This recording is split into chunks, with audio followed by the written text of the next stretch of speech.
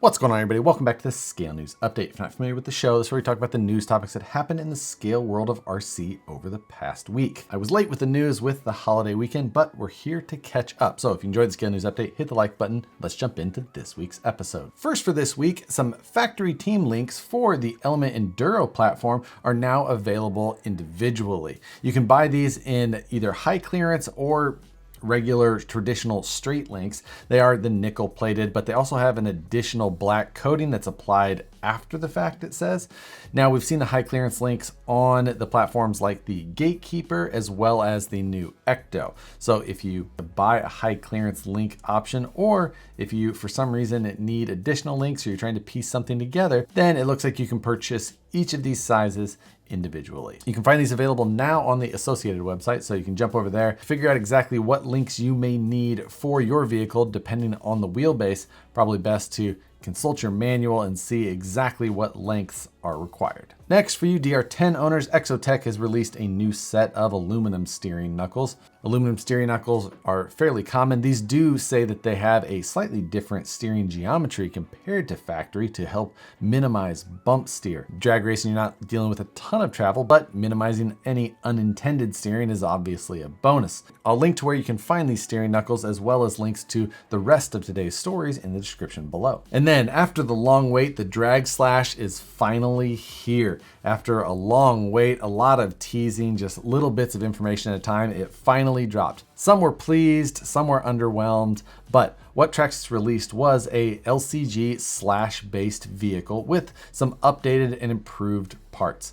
It's got an updated transmission, all metal gears, an aluminum motor plate, updated drive shafts for the rear as well. Of course, the arms on this are narrower than a traditional slash to fit into the more common width of the no prep drag cars. It sports some extremely wide, non-belted rear drag slicks and some skinnies up front, as you would expect. They are Mickey Thompson branded, and they all sit underneath of the new Chevy C10 body. Now, the C10 body has got a nice molded grille to it. It's got a molded rear wing, front and rear bumpers as well. The windows are just a sticker over the painted Lexan, not clear windows. Most of the chassis is exactly what you know of an LCG slash. It does have an updated front bumper setup to fit properly under that C10 body. The wheelie bar is a nice rigid, all plastic design that does come with two different sizes of wheelie bar wheels. The VXL system that's underneath, I believe, is pretty close to what we've seen before. It's got a 3500 kV motor,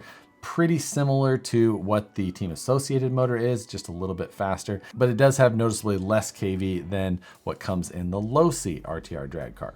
It does come with an updated and drag specific TQI radio. The radio features a trans brake function, which allows you to press and hold a button, then put your throttle to the intended launch throttle position and then release the button. That allows you to launch at exactly the throttle position you want without having to try and match that as you pull the trigger when the light goes. I did receive one of the Traxxas drag slashes the day that it launched. I was able to put it on the bench, take a look at it, do a video, and do some running footage. So if you're interested in that, I'll link to that video in the description below.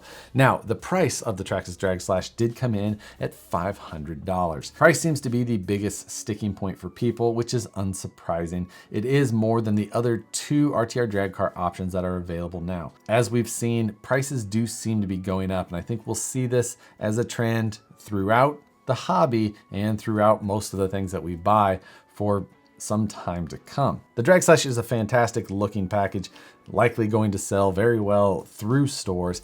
And if Traxxas has a decent stock of them, then they may sell more than the others just based on that fact. Vehicle availability is beginning to be something that we're seeing a lot of issues with. We saw huge sales during 2020, and now we're starting to see a shortage of supply from manufacturers. This likely isn't because they're not ordering, it's likely because they're having a hard time getting them from material shortages and manufacturing shortages, everything associated with the increase in production of all kinds of different products. As 2021 continues, this is going to be a topic that I'm going to pay a lot of attention to.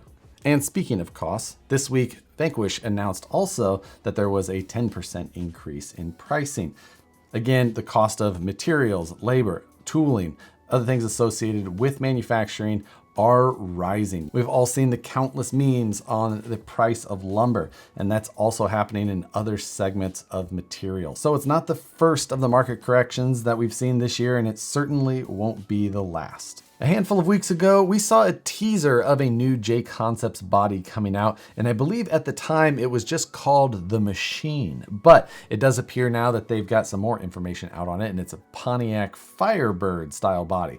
This, again, like we saw before, it looks to be aimed at the competitive design of RC no prep. People are getting faster and faster, and bodies are starting to take some similar shapes to try and make them as fast as possible down the track. This one was on display on top of several cars at the Super Chips drag race that was happening in Oklahoma this past weekend. That had a huge turnout with a big cash pot. The winner of that race, I believe, took home over $20K. And with that kind of money, there was some additional exposure there. 1320 video was at the race as well, covering it. 1320 makes awesome full-size drag racing videos. If you've watched drag racing on YouTube, you've likely seen a 1320 video. And also Big Chief from the TV show Street Outlaws was also at the event. So it was happening in his backyard. It was cool to see that he was at the event, and it sounds like there's a possibility that he or his sons are going to give it a shot. Next, HPI releasing 4 more new old bodies. 4 bodies from their back catalog. They're just bringing more and more out. I've started to see delivery of some of the other ones that they announced as coming back into people's hands. So there's some actual movement happening at HPI. A little bit of momentum. Who knows? Let's see. Let's cross our fingers. Hopefully HPI makes a comeback and becomes an RC company like they used to be in some form. I'd love to see them bring back or freshen up that WR8 platform, that 8th scale rally car thing. Super fun to drive. Last week, I missed a handful of RC4WD Drive new releases, so I'm circling back to those. First one is a TRX4 brush guard winch bumper setup. Great big bumper with great big brush bar on it. This is most likely fitting for the Defenders and Blazers Broncos of the older style, not the 2021 style Bronco. They also released the Carbon Assault chassis, which is their carbon fiber monster truck chassis. They released a RTR monster truck last year sometime, I believe, and now they're releasing the chassis set in carbon fiber separately. It comes with a ton of aluminum pieces for all of the cross braces and electronics trays, shock mounts, skid plate, everything in a nice complete package. It looks really good. If you're looking to build a custom monster truck, this may be a good base for you. And lastly, from RC4WD Drive, the reason that I noticed I missed the stories from last week was because I got a text saying that I had missed the opportunity to make fun of a Thornbird again. RC4WD Drive released a new size of the Interco Thornbird tire, the worst tire ever made in 1-to-1. And now you have the opportunity to own that in another small size. RC4WD Drive released this in a 1.7 wheel with a total outside diameter of 4.17. So tiny tire, oddball wheel size. RC4WD Drive just trying to fill all the gaps possible in the scale tire market. And speaking of the small tire market, MST still kind of releasing or pushing out this new DC Crawler tire. This is another small diameter tire at 105 millimeters or just over 4 inches tall. It's got a fairly Cooper tire look with Discoverer right on the sidewall, so gives it away a little bit. The MST tires look good, small size, performance-wise, maybe not quite up to snuff with the compounds of some of the other higher level competitors, but a great look if you're trying to shoot for scale accuracy in some build that you've got going on. But that's gonna do it for this week's news stories. For this week's question though, kind of touching back on the topic of availability of items, specifically vehicle kits or RTRs. I want to know if there's a specific RTR or kit version of one of the vehicles that you've been looking for recently, but just haven't been able to find.